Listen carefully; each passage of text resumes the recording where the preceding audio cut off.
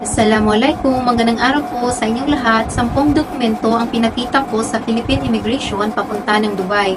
Ang mga dokumentong ito ay para sa mga Filipino na nakapag-asawa ng ibang lahi. Una, original passport ko. Pangalawa, marriage certificate, naka-red ribbon, original copy. Pangatlo, CFO certificate, original copy. Makakakuha ka ng certificate na ito sa office ng Commission on Filipino Overseas pagkatapos mo umattend ng half-day seminar. Pang-apat, Dubai e-visa copy. Galing ito sa asawa ko or sa travel agency ng Dubai kung saan nag-apply ng visa.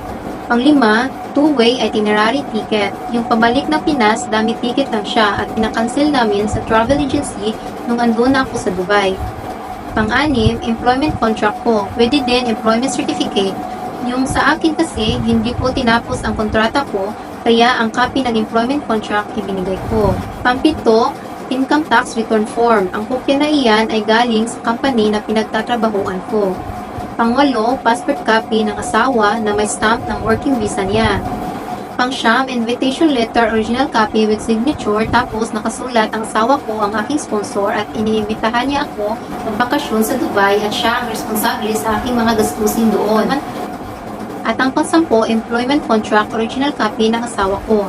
Nagpapotocopy ako sa mga 10 dokumento na binanggit ko, tapos yun ang ibinigay ko at ang mga original copy, inihanda ko lang siya in case magtanong ang immigration officer.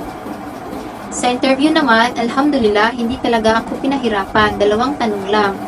Una, sino ang pupuntahan ko sa Dubai? Pangalawa, ano ang gagawin ko doon? Ang sabi ko lang, magbabakasyon ako sa aking asawa.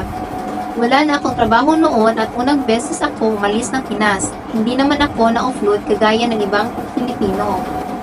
Tips ko sa mga kababayan na alis ng Pilipinas, dapat talaga huwag kabahan pag nasa harapan na kayo ng immigration officer kasi maraming tanong yan sila at para hindi kayo ma-offload. Maraming salamat sa panonood at suporta. Amping Kanunay!